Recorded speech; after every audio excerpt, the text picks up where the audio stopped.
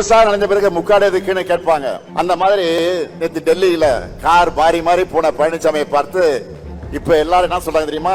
காலையே விழுந்த பிறகு முகத்தை மூட கர்ச்சீஃப் எதுக்குன்னு தான் எல்லோரும் கேட்கிறாங்க.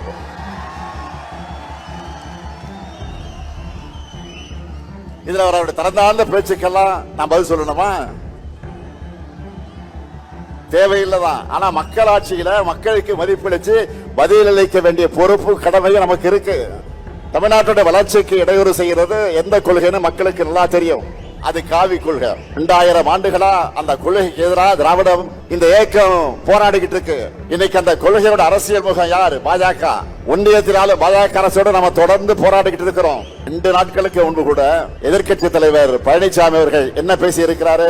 கடந்த அதிமுக ஆட்சியை காப்பாற்றினத பாஜக தான் உண்மையை பேசி இருக்கிறார். அந்த கைப்பாவை அரசை தமிழ்நாட்டு மக்கள் தூக்கி எறிய திமுக தான் காரணம்னு நம்ம மேல பாஜக வன்மத்தை கொட்டிட்டு இருக்கிறாங்க. அதனாலதான் தொடர்ந்து நமக்கு இவ்வளவோ குறைச்சலை கொடுத்துக்கிட்டு இருக்கிறாங்க. அதை பார்த்து முடங்கிடுவோம்னு நினைச்சாங்க. திமுக மிரட்டலுக்கு பயப்படுகிற கட்சியா? இந்தியாவிலேயே முதல் முறையாக ஒரு மாநில கட்சி ஆட்சியை பிடிச்ச வரலாறு உருவாக்கணுங்க. நாம 71 ஆண்டு கால ஹிஸ்டரி இருக்கு நமக்கு.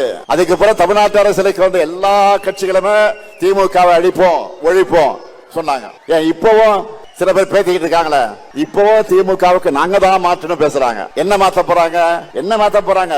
தமிழ்நாட்டு வளர்ச்சியை மாத்தி பின்னாடி எழுத்திட்டு போறாங்களா? நம்ம கொள்கைகளை விட சிறந்த கொள்கையை யாராவது பேசுறாங்களா? மாற்றம் மாற்றம் என்று சொன்ன எல்லாரும் மாறினாங்க, மறைஞ்சு போனாங்க. திமுக மட்டும் மாறல, தமிழ்நாட்டு மக்கள் மனசிலிருந்து என்றைக்கும் மறையல. இதுதான் தமிழ்நாடு பாலிடிக்ஸ். நம்முடைய கொள்கை தான் நம்முடைய பலம்.